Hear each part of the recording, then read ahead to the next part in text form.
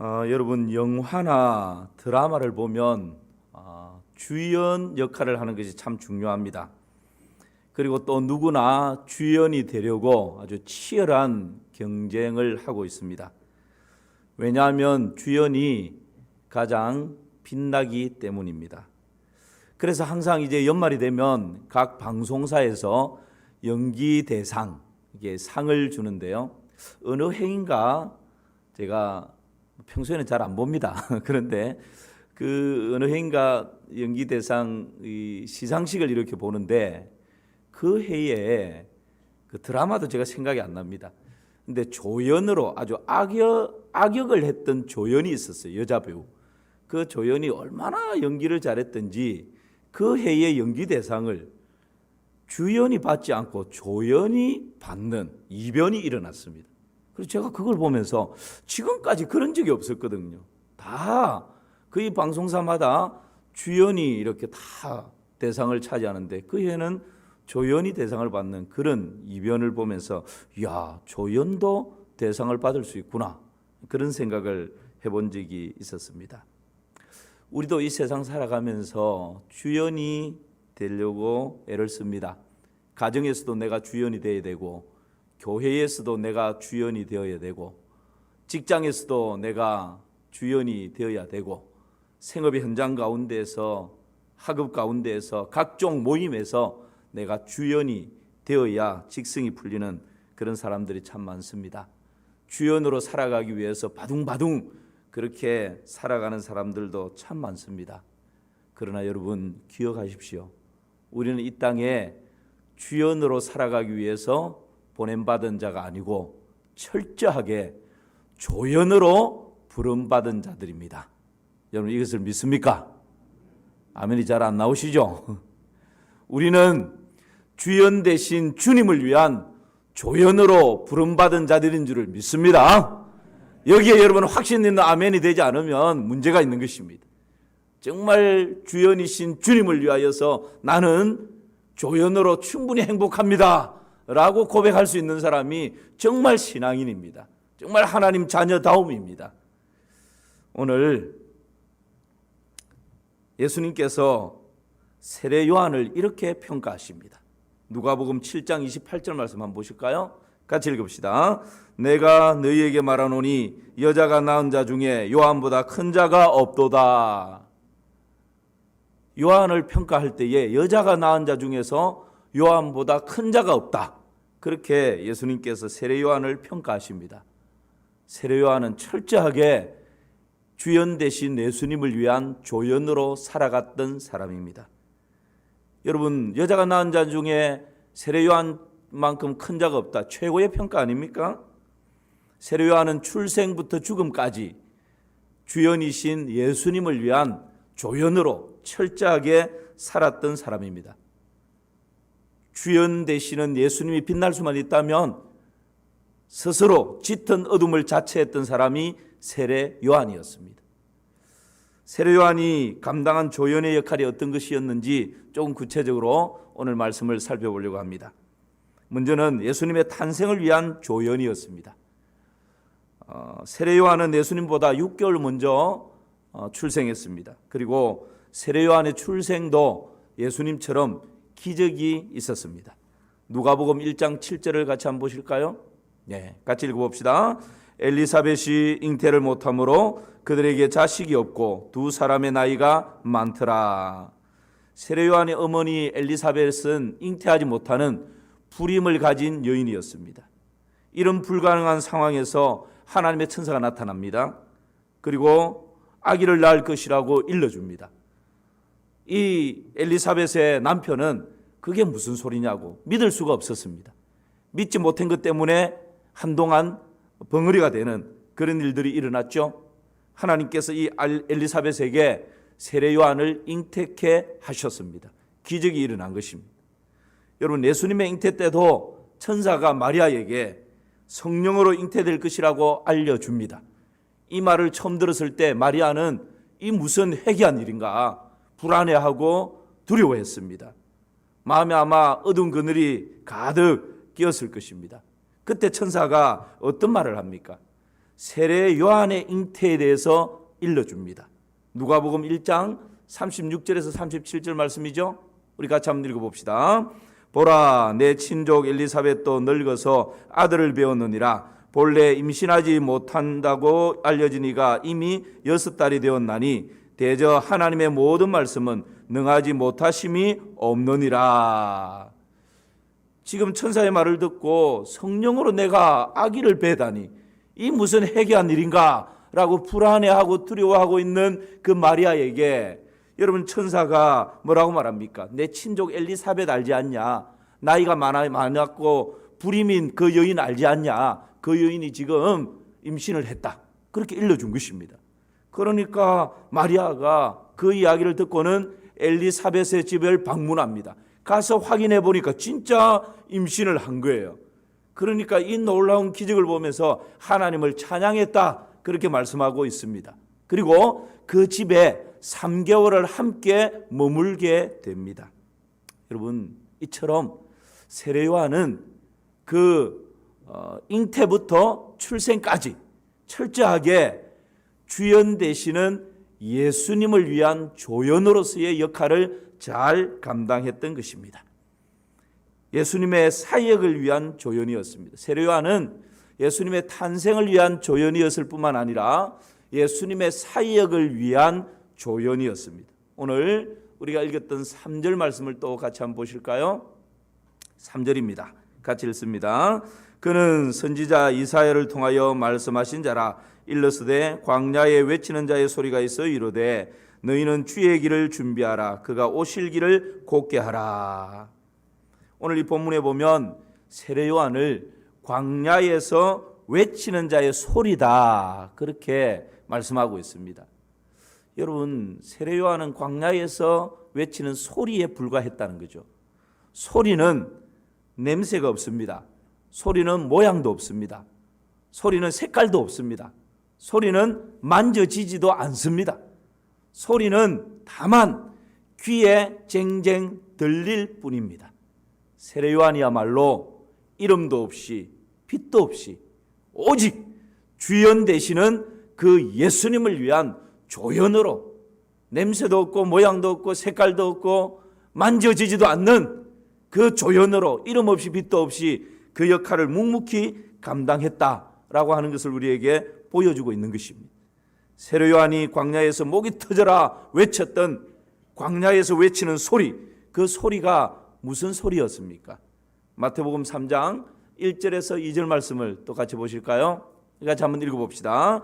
그때에 세례 요한이 이르러 유대 광야에서 전파하여 말하되 회개하라 천국이 가까이 왔느니라 하였으니. 광야에서 외치는 소리는 무슨 소리였습니까? 회개하라는 소리였습니다. 천국이 가까이 왔다라는 소리였습니다. 누가복음 3장에서는 독사의 자식들아 회개에 합당한 열매를 맺어라 그렇게 외쳤습니다. 무슨 말씀입니까? 입술로만 회개하는 것으로 끝나지 말고 마음으로 뉘우치는 것으로 끝나지 말고 삶의 현장 가운데서 잘못된 것을 고치고 돌이키고 하나님께로 100% 돌아와서 참된 회개의 열매를 맺어라 그렇게 외쳤던 것이 광야에서 외치는 자의 소리였습니다. 여러분, 우리 예수님께서 공생애를 시작하면서 첫 번째 외쳤던 메시지가 뭐였습니까? 마태복음 4장과 마가복음 1장에 보면 회개하라 천국이 가까이 왔느니라 외쳤습니다. 예수님은 때가 찼고 하나님의 나라가 가까이 왔으니 회개하고 복음을 믿으라 하고 외쳤습니다. 바로 예수님의 이 공생애를 시작하면서 외쳤던 이 메시지를 여러분 세례 요한이 미리 예수님의 이 메시지를 전하면서 길을 닦아 놓았던 것입니다. 그래서 세례 요한은 철저하게 예수님의 사역을 위한 조연으로서의 역할을 잘 감당했던 인물입니다. 사람들은 세례 요한을 그리스도인 줄 착각했습니다. 왜 그랬을까요? 많은 사람들이 세례 요한에게 몰려왔습니다.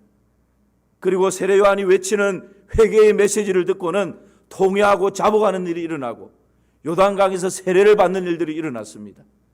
많은 사람들이 추앙하면서 따릅니다. 여러분, 그때에 사람들이 착각해서 세례 요한에게 묻습니다.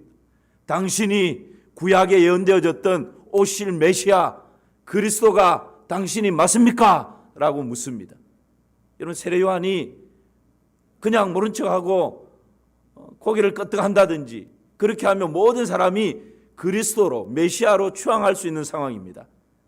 그래서 그렇게 하지 않는다 할지라도 그냥 잠시 침묵만 하고 있어도 그 존경과 박수갈채를 한 몸에 받을 수 있는 그런 상황입니다. 그런데 당신이 그리스도가 맞습니까? 라고 물었을 때 세례 요한은 주저하지 않고 단칼에 대답을 합니다. 그게 뭡니까? 나는 그리스도가 아닙니다.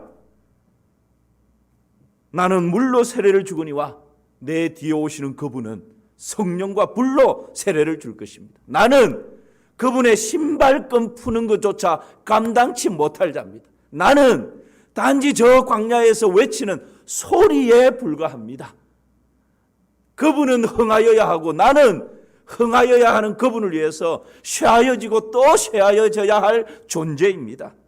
그분이 빛날 수만 있다면 나는 더 짙은 어둠이 되어야 될 존재에 불과합니다. 나는 다만 그분의 길을 예비하는 조연으로 지금 이 사역을 하고 있는 것입니다. 그렇게 여러분 당당하게 자신 있게 그렇게 외쳤던 인물입니다. 그야말로 주연 되시는 사랑하는 우리 주님을 위하여서 철저하게 조연의 역할을 감당했던 인물이 바로 이 세례 요한이었습니다. 여러분, 우리도 광야에서 외치는 자의 소리로 살아가십시다. 아무도 아멘을 안 하시네요. 2021년 올 한 해 여러분 어떤 꿈과 계획을 가지고 출발하셨습니까?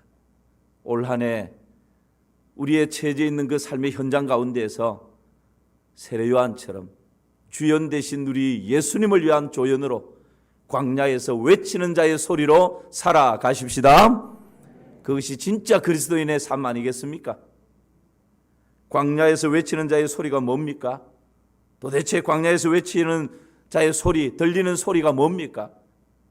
우리 인생은 죄의 문제를 해결하지 않고는 결코 행복한 존재가 될 수 없습니다. 죄의 결과는 가난과 저주와 질병과 죽음과 지옥 형벌입니다.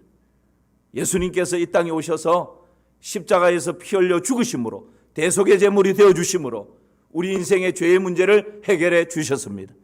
예수님께서 사망 권세를 이기고 부활하심으로 우리에게 주어져 있던 죽음의 문제, 영원한 지옥의 문제를 깨끗하게 해결해 주셨습니다. 누구든지 예수 그리스도를 구주와 주로 영접하고 믿는 사람은 이 모든 사망 권세를 이기고 우리 예수님과 함께 영원한 생명을 얻게 되어진 것입니다. 천국을 선물로 확보하게 된 것입니다. 하나님 자녀가 되었습니다. 이것이 여러분 기쁜 소식이요 복음입니다. 이것이 광야에서 외치는 자의 소리였습니다. 오직 예수 그리스도만이 세상의 유일한 구원자라고, 오직 예수 그리스도만이 우리 인생이 안고 있는 크고 작은 문제의 답이라고, 오직 예수 그리스도만이 우리 인생의 참 희망이요 소망이라고 외치는 것, 이것이 여러분 광야에서 외치는 자의 소리인 것입니다. 2021년 올 한 해를 광야에서 외치는 자의 소리로 살아갈 수 있기를 주님의 이름으로 축원합니다. 영상으로 예배 드리시는 분 아멘 안 하시네요. 2021년 올 한 해 주연 되신 예수님의 조연으로 광야에서 외치는 자의 소리로 살아가시기를 주님의 이름으로 축원합니다. 이제 아멘 소리 들립니다. 여러분 그렇게 삽시다. 그게 진짜 행복 아니겠습니까? 세례 요한은 예수님의 탄생을 위한 조연으로 살았고요. 예수님의 사역을 위한 조연으로 살았습니다. 그리고 세례 요한은 예수님의 삶을 위한 조연으로 살았습니다. 4절 말씀 같이 보실까요? 4절입니다. 같이 읽습니다. 이 요한은 낙타 털 옷을 입고 허리에 가죽띠를 띠고 음식은 메뚜기와 석청이었더라. 사명 따라 사는 사람은 복잡하게 살지 않습니다. 사명이 무엇인지 분명히 아는 사람은 그 삶이 단순합니다. 세상에서 모으고 즐기고 누리는 것에 별 관심이 없습니다. 나에게 주어진 그 사명에 관심이 있기 때문입니다. 세례 요한은 낙타 트롯을 입었습니다. 여러분, 이때 당시 낙타 트롯은 그냥 일반적인 서민들이 입는 그런 옷입니다. 그리고 세례 요한은 가죽띠를 띠습니다. 이때 당시 조금 여유 있는 사람은 가죽띠가 아니고 허리에 띠를 두르고 거기에 무늬 있는 여러 가지 장식을 한 그런 허리띠를 메고 다녔습니다. 가죽띠는 일반 서민들이 매는 그런 띠였습니다. 그리고 세례 요한이 먹었던 음식이 뭐라고요? 메뚜기와 석청이었습니다. 요즘은 메뚜기 요리가 최고급 그런 요리지 않습니까? 우리 같은 일반 서민들은 그 메뚜기 요리를 한번 맛보기가 힘듭니다. 그런데 이때 당시는 메뚜기가 가난한 사람들에게 배급을 줄 때 배급품이 바로 메뚜기였다고 합니다. 그러니까 우리나라가 어려운 시절에 밀가루 같은 빵 같은 이런 거 배급받았던 것처럼 이때 당시는 메뚜기가 그런 아주 가난한 사람들이 배급받아서 먹는 음식이 바로 메뚜기였습니다. 석청은요, 이때 당시 사람들이 음식을 먹고 나서는 디저트로 꿀을 먹었다고 합니다. 그런데 정말 가난해서 꿀을 먹을 수 없는 사람들이 디저트로 먹었던 것이 석청입니다. 그러니까 지금 세례 요한은 낙타털로 만든 옷을 입고 그냥 일반 서민들이 매는 가죽띠를 메고 그 음식은 메뚜기와 석청을 먹는, 그러니까 정말 가난한 사람들이 먹는 그런 음식으로 배불렸던 것입니다. 왜 세례 요한이 이렇게 생활했을까요? 진짜 가난해서 돈이 없어서 그랬을까요? 그렇지 않습니다. 여러분, 세례 요한은요, 제사장 가문이었습니다. 이때 당시만 해도 제사장은 최고의 명예를 가지고 있는 가문입니다. 제사장은 부유했습니다. 사람들로 하여금 존경과 박수를 받는 그런 위치에 있었습니다. 마음만 먹으면 얼마든지 도시의 화려한 문화와 혜택을 누릴 수 있는 그런 가문의 배경을 가지고 있었던 사람입니다. 자신이 원하기만 하면 부유한 삶을 추구할 수 있었던 모든 조건을 가지고 있는 사람이 세례 요한이었습니다. 그런데 오늘 세례 요한은 오히려 그것을 포기해버립니다. 그리고 광야를 선택합니다. 그리고 낙타 트롯을 입습니다. 가죽띠를 띱니다. 음식도 제사장 가문이니까 맛있는 음식 충분히 먹을 수 있었지만 그거 다 내려놓고 메뚜기와 석청, 그때 당시 배급을 받아 먹는 그런 음식을 선택합니다. 왜 이런 선택을 하는 것일까요? 나에게 주어져 있는 사명이 뭔지를 알기 때문에. 그 사명 따라 살아가는 사람은 이렇게 단순한 삶을 선택하는 것입니다. 예수님의 삶이 그러했습니다. 우리 예수님 하늘 영광 보좌에서 영원토록 찬양과 경배 받으시기에 합당하신 분이셨습니다. 그러나 우리 예수님, 우리를 대속하여 희생제물이 되시기 위해서 하늘 영광 버리시고 낮고 낮은 인간의 모습으로 이 땅 가운데 내려오셨습니다. 낮아지셨습니다. 그 예수님 뭐라고 말씀하십니까? 여도 굴이 있고 나는 새도 깃들일 곳이 있는데 인자는 머리 둘 곳이 없다라고 그렇게 말씀하셨습니다.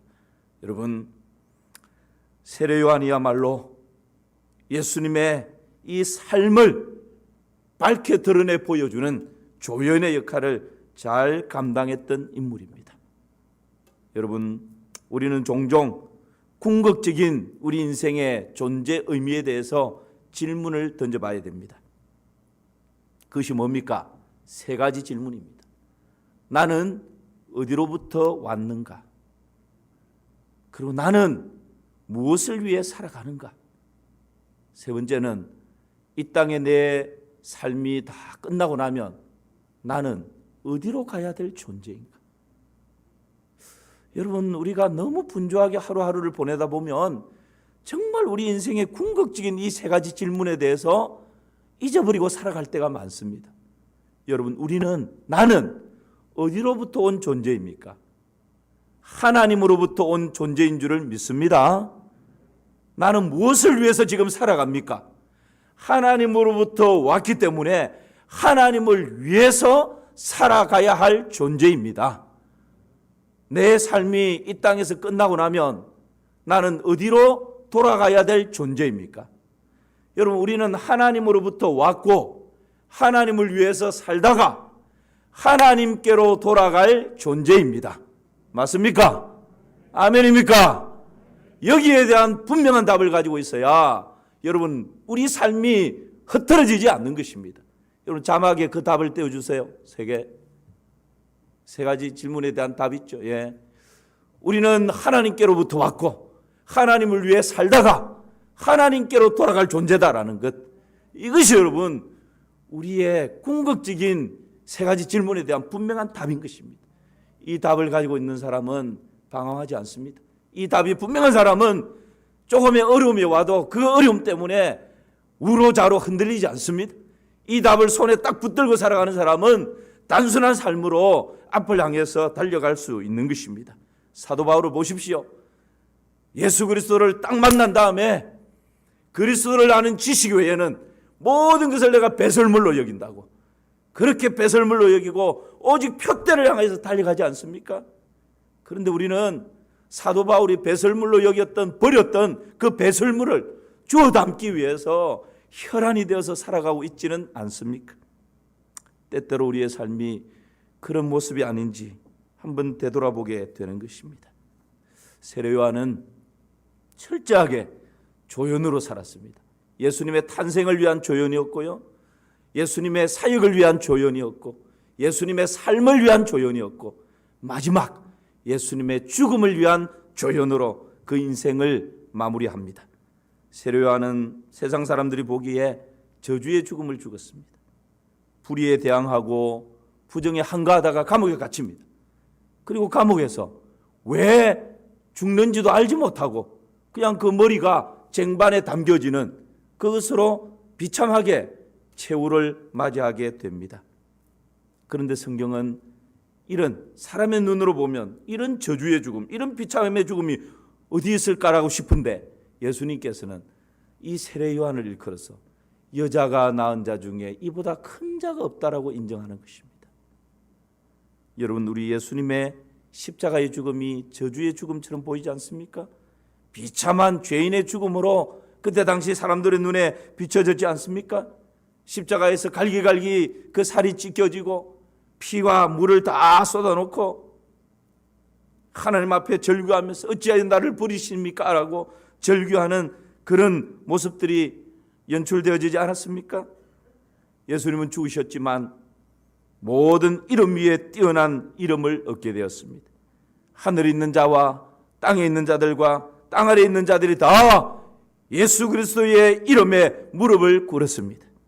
모든 입으로 예수 그리스도를 주라 시인하여 하나님께 영광을 돌리게 된 것입니다. 세례 요한은 죽음조차 예수님을 위한 조연으로 그 역할을 잘 감당하고 인생을 마무리했습니다. 사랑하는 성도 여러분, 2021년 올 한 해 주연 대신 예수님을 위한 조연으로 살아갈 수 있기를 주님의 이름으로 축복합니다. 그 조연으로 살아가면서 휘파람을 불며 이 조연만으로 나는 충분히 행복하다고 그렇게 고백하는 은혜가 있기를 주님의 이름으로 축원합니다. 이것이 진짜 우리 그리스도인다운 삶의 모습 아니겠습니까? 한 이야기로 말씀을 마무리하려고 합니다. 이태근 목사님이 쓴 새나무의 꿈이라는 책에 보면 이 새나무에 대한 이야기가 있습니다.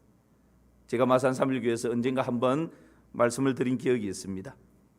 이스라엘의 요단 계곡에 새 그루의 나무가 무럭무럭 자라고 있었습니다. 이 새 나무는 서로 자신의 미래의 꿈을 이야기했습니다. 첫 번째 나무가 자신의 꿈을 이야기합니다. 나는 저 예루살렘 성전 안에 아주 멋지고 아름다운 제단이 될 거야.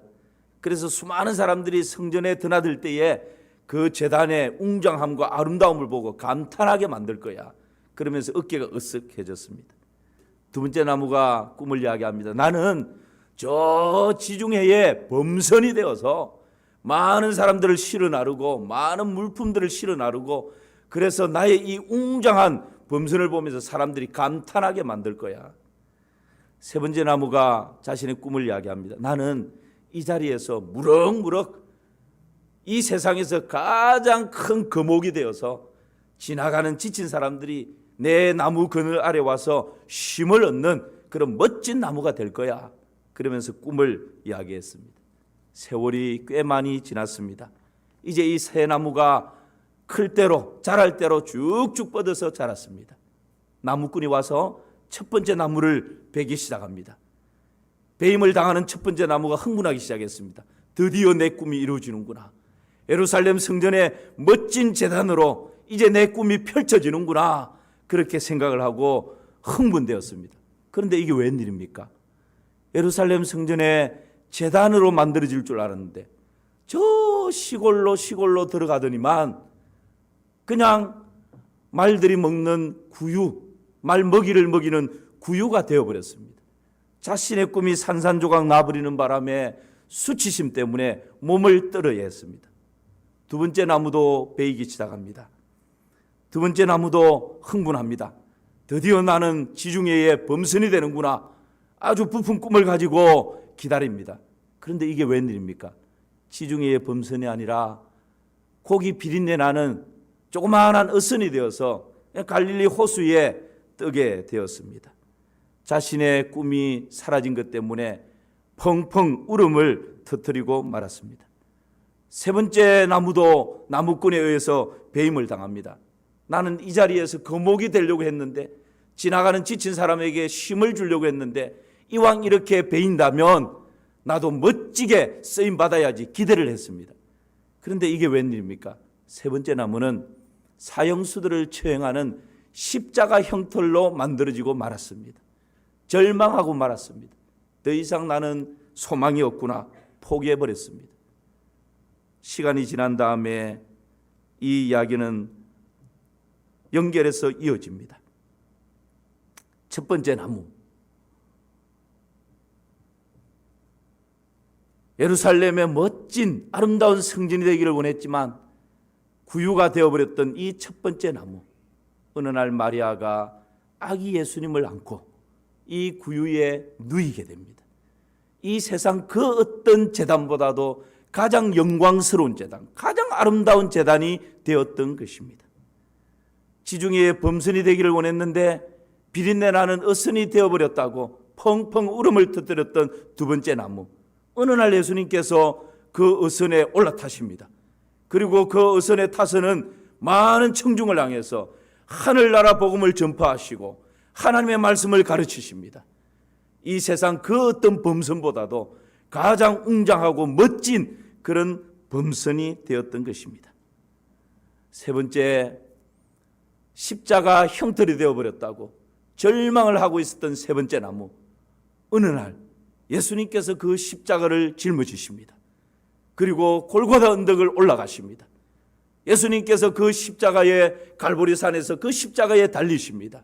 그 십자가에서 못이 박히시고 피를 쏟으시고 살을 찢으셨습니다. 그 십자가에서 구원의 사역을 완성해 주셨습니다. 오고 오는 사람들이 그 십자가를 사모하고 십자가를 바라보고 십자가를 묵상하고 십자가 앞에 내와서 참된 영원한 쉼과 안식을 누리는 그런 십자가가 되었습니다. 사랑하는 성도 여러분, 우리가 살아가는 이유가 무엇입니까? 살아가는 목적이 무엇입니까? 내가 아무리 많은 것을 모은다 할지라도 이것이 사랑하는 우리 주님과 아무 상관이 없다면 여러분, 이것은 다 헛된 것입니다. 내가 아무리 높은 자리에 올라가고 영향력이 있는 그런 자리에 앉았다 할지라도 이것이 사랑하는 우리 주님과 아무런 관련이 없다면, 복음과 아무리 상관이 없다면 나중에 공직이 불탈 때 다 죄로 불타고 말 것입니다. 내가 아무리 배우고 아무리 많은 사람들에게 존경을 받고 아무리 많은 사람들에게 박수갈채를 받는다 할지라도 여러분, 이것이 사랑하는 우리 주님과 상관이 없는 일들이라면 이 모든 것은 헛되니 모든 것이 헛됨으로 돌아갈 수밖에 없을 것입니다. 2021년 올 한 해를 여러분 어떻게 계획하시고 어떻게 꿈을 꾸시고 어떻게 살아가시기를 원하십니까?